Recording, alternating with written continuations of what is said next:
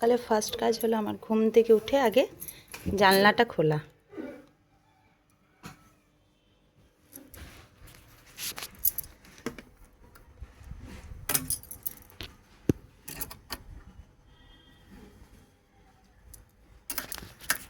এত সুন্দর রোদ, এত সুন্দর মানে মানে এত ভালো লাগে আর কি।